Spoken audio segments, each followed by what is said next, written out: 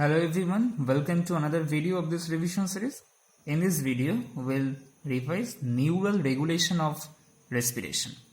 Neural regulation means control of respiration exerted by the respiratory centers in brain and the various receptors present in the body influencing respiration. So this regulation is of two types: autonomic control and voluntary control.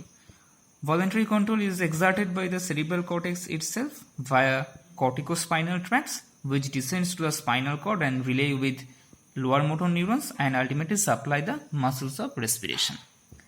And sometimes there is a condition called Ondine-Schurzle, in which there is autonomic control of respiration are damaged due to lesion in the medulla. So in this condition, the individuals has to respire only with the voluntary control. So this is a very painful condition. And the autonomic controls are exerted by various centers present in the medulla and pons. In the pons, there is two centers called pneumotaxic center and apneustic center. And in the medulla, there is two groups of respiratory centers: dorsal respiratory group or DRG and ventral respiratory group or VRG.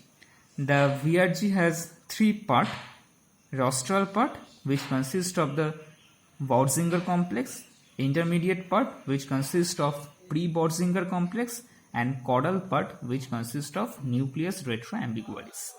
And we'll look all these centers in one simple diagram, and the diagram is like this one. Here we are seeing the brain in a sagittal section, showing this is the fourth ventricle, this is the pons, and this is the medulla. In the pons, there is two centers present in the upper and lower pons, and the centers are pneumotaxic center and apneustic center respectively. In the medulla, the centers are DRG and VRG present in the dorsal and ventral aspect of the medulla respectively. In the VRG, it has three parts. From above downwards, the parts are rostral or cranial part, intermediate and caudal part. But in DRG, there is no such division. There is one more difference between ventral and dorsal respiratory group, that is VRG controls both inspiration and expiration. That is, it has both I and E types of neurons. But DRG has only I types of neurons, as it regulates inspiration only. And if we look for the efferents from VRG, the efferents are two types, cranial and caudal mainly. The intermediate is here ignored somewhat. The cranial efferent supplies accessory respiratory muscles, and the caudal efferents supply the internal intercostal muscle.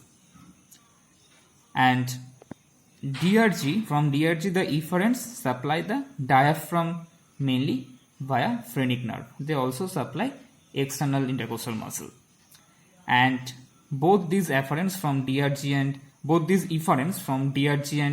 VRG constitute respiratory motor pathway, as it is the motor neurons. And DRG receives afferents from peripheral chemo and baroreceptors via 9th and 10th cranial nerve respectively. And they also receive some afferents from the stretch receptors. So this is a very simple diagram showing all types of respiratory centers. Now we'll look how these respiratory centers regulate respiration. As we have already discussed, DRG has I neurons, and DRG is located near the nucleus tractus solitarius in the medulla. It receives afferents from the carotid and aortic bodies, that is baroreceptors, and it also receives from pulmonary stretch receptors, and we'll discuss about all these receptors in the later part of this video. And it supplies diaphragm and external intercostal muscle. VRG has both I and E types of neurons, supplies accessory muscles of expiration and intercostal muscles, and may be the respiratory control pattern generator. Anyhow, now coming to the mechanism proper. First, the classical or old concept of respiration. And before we look forward, a very important concept, that is inspiration is an active process due to direct stimulatory discharge from the apneustic center and some chemical stimulus like carbon dioxide, because other chemical stimulus cannot act here because except carbon dioxide, H plus or oxygen cannot cross the blood-brain barrier. So only carbon dioxide acts as chief chemical stimulus in medullary center or pontine center. So inspiration is an active process due to direct stimulation from the apneustic center. But expiration is caused due to stoppage of stimulation of the center. So we can deduce that expiration is a passive process. And here it is shown, apneustic center is shown inside a green box and having positive sign, whereas pneumotaxic center is shown inside a red box having negative sign. It means apneustic center always sends positive signal to respiratory centers like VRG or DRG, whereas it also sends some positive signal to the pneumotaxic center. But pneumotaxic center sends negative signal to the apneustic center. These two fact is important for the regulation part. So when the lungs are inflated, it will send some signals via vagal afferents to the apneustic centers, and the signal will be inhibitory type because the lungs are already inflated and it will not sustain much inspiration. So the inspiration is to be ceased, that means expiration to be started, and for this the inhibitory signals come to the apneustic center. As it receives the inhibitory signal, it will stimulate the pneumotaxic center, and as pneumotaxic center sends some negative signal, the apneustic center stops discharging to the VRG and DRG, and as a result the efferents from the VRG or DRG will not discharge, and therefore the active process of the inspiration ceases, starting expiration process. Similarly, when the lungs is collapsed or not inflated, then no vagal afferents to the apneustic center. As a result, no stimulation to the pneumotaxic center and no inhibitory signal from pneumotaxic to the apneustic center, and apneustic center, as it is positive in nature, it will stimulate the inspiratory center group, that is VRG and DRG, and it will cause inspiration. So this is the basic of inspiration and expiration. Now we will look for some modern concept, and the modern concept suggests 3 pools of neuron.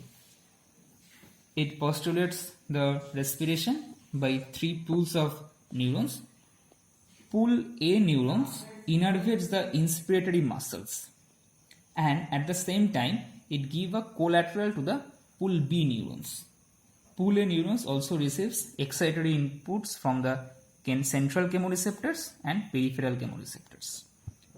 Pool B neurons receives vagal inputs from the pulmonary stretch receptors, and it also stimulates pool C neurons, which also receives stimulatory input from the pneumotaxic center. Now pool C forms the inspiratory cutoff switch. This is important. When its activity surpasses a limit, the switch off and inspiration ceases. As a result, expiration follows. Here also the rule is followed, that is inspiration is an active process and expiration is due to the ceasing of inspiration. So when the pneumotaxic center is ablated or the chemoreceptors are stimulated, the threshold point of inspiratory cutoff switch is raised, resulting in increased inspiratory effort by stimulating the inspiratory muscles. So this is a simple view of modern concept. Now we'll look for the pulmonary receptors. The pulmonary receptors are mainly three types: stretch receptor, irritant receptor and J receptors. We'll see this one by one.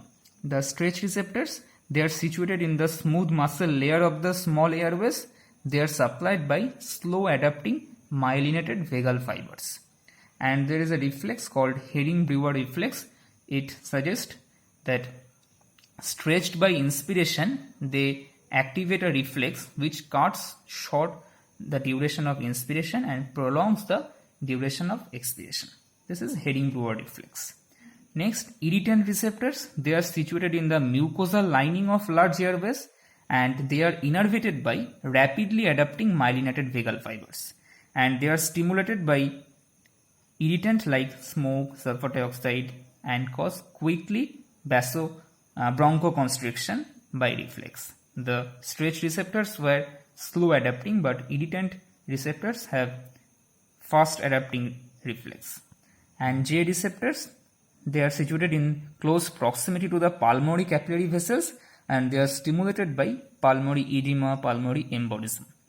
And we mainly look these J receptors in case of pulmonary hypertension, and some reflexly responds by producing apnea, bradycardia or hypotension, as we see in pulmonary edema or heart failure. So this is all about pulmonary receptors. So if you like this video, please let me know in comment section, and thank you guys for watching.